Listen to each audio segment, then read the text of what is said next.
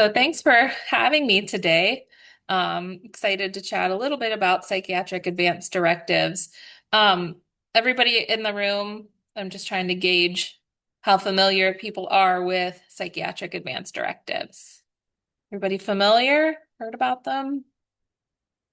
Let's just do a little bit of an overview today.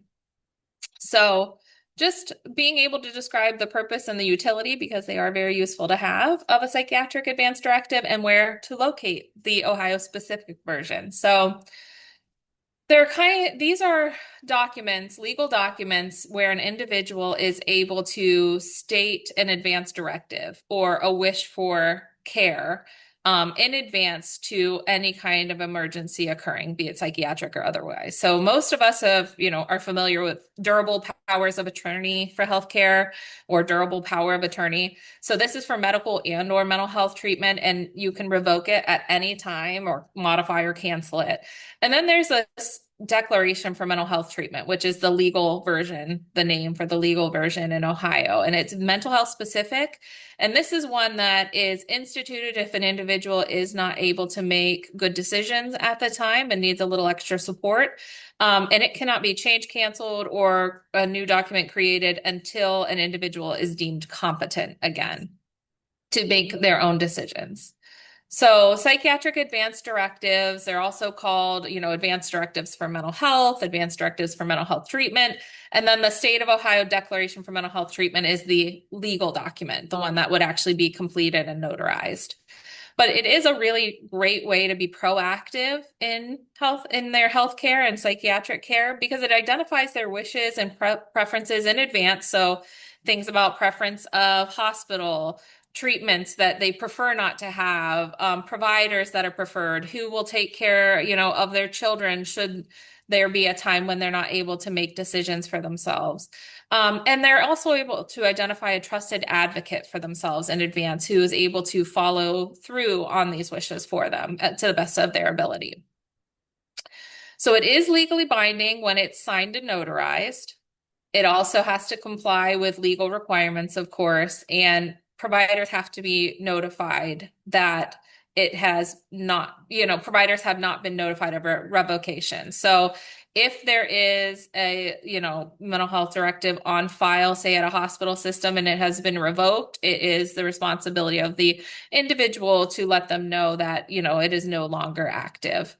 It really is an empowering way for someone to identify their proxy, that's that trusted other, to make mental health care decisions for them when, a psychiatrist or physician and one other mental health provider, it always takes two, determine that a person is unable to make informed decisions for themselves at that time. So it's not a thing that's into perpetuity necessarily. It's when that individual is stable and is deemed competent again. So it also is really helpful for those that care about a person who may need to institute the psychiatric advance directive, because they're feeling like there's a plan in place. They know who the responsible party is. They're feeling less anxiety because there's less chaos. It's, I know this person is going to take care of the kids. I know this person is in charge of the pets. I know this person is going to be calling the individual's employer. And so having this information at the front end really can decrease anxieties for the whole family system. So how it works when you're completing an advance directive, obviously it should be completed when an individual is well or in a well state. The goal is for the proxy to act in the interest of the individual. So identifying a proxy is a really critical piece to this. So if somebody says, they maybe have a difference in opinion about treatment, and they say, sorry, individual, I can't, I don't agree with that. So that's not the decision that I'm going to make for you. Then that person probably isn't the best option to be the proxy. It has to be somebody who understands what the individual's wishes are and who is willing to advocate for that. Not that it can always happen, because it's really up to the treatment team. But it's important that, the proxy is aware of all the conditions and wishes so that they can act in the best interest. If a person also a proxy does have access to all medical information and treatment options when an individual has when the self-care or the declaration for mental health treatment is active. So that does open the doors for the proxy to have access to medical information at that time, during that time. So if an individual who has both a declaration for mental health treatment and a durable power of attorney for healthcare, when it's for psychiatric reasons, that declaration is the controlling document. So regardless of what they have in their durable power of attorney, if they also have a declaration for mental health treatment, that is the document that overrides any psychiatric related care, if they happen to say different things. So when you're talking and working with individuals in your practice, just thinking about how to start the discussion with someone, are they aware of psychiatric advance directives? Do they have any interest in learning more about them? Who is that potential trusted person or persons that might be on the short list for who they would consider? So really finding those opportunities when it's somebody is doing well, to talk about a time when, in the case that they're not doing so well, having that plan in place and how empowering that can be, and how it can help with decreasing anxieties for any type of a crisis situation. Sometimes encouraging them to start with a WRAP plan, if you haven't heard of those. It's a wellness recovery action plan. It's not a legal document, but it's in layman's terms, and it really helps somebody think through, okay, if I were incapacitated at any point in time for any reason, who is it that I want to be sure is checking my mail, calling my boss, taking the pets out, whatever it might be. And so this is a little bit more user-friendly and can sometimes feel a bit less intimidating because it doesn't have all the legalese. But the information gathered in this wellness recovery action plan can be translated or transferred onto the legal document. It can be really helpful if they have an identified proxy or proxies, people that they trust in their network, to have them involved in thinking through the various options of who's doing what and where they want to go. And it really helps somebody think about, what are my concerns? What do I need to happen in these times? And what do I wish would happen? So I gave you a link to that in case you're interested, because it can be a really powerful thing that you can work together with the individual to complete. They can complete little sections on their own over time or with family system. But it's a really nice way to ease into the idea of the legal document.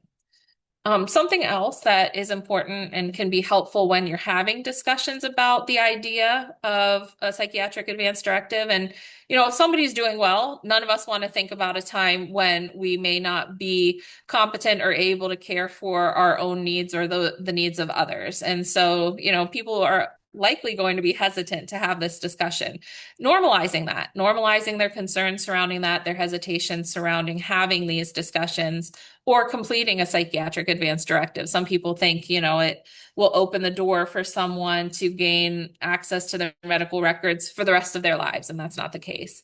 So talking through and normalizing, again, the potential benefits and the risks involved. So the proxy does have access for a period of time to your medical information.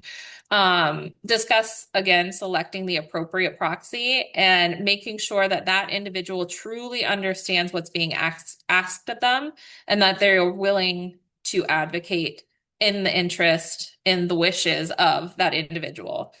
And then talking about the goals and the limitations of what a psychiatric advance directive is for.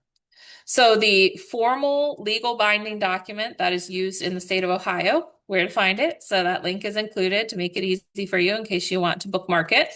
And this is the one that would need to be notarized in order for it to become legal. And then how to make sure or ensure that there is, they have a successful experience with a psychiatric advance directive. So it really does need to be driven by the individual with whom you're working, and they have to understand fully the limitations, the implications, the benefits of it.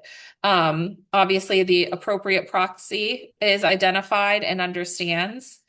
But also key is it's great to have a document, but if nobody knows that there's one out there, it's not going to do them any good. So making sure that signed, notarized copies are available to all the treatment providers, the local hospital systems, it's in the hands of the proxy, any other key members of the family system or the support network who may get a phone call from them saying, I'm in the hospital, or might get a call from the hospital system. Anybody who can provide that advance directive to a hospital system should there be a need is really, really important. So keeping those up to date and on file with all the important players.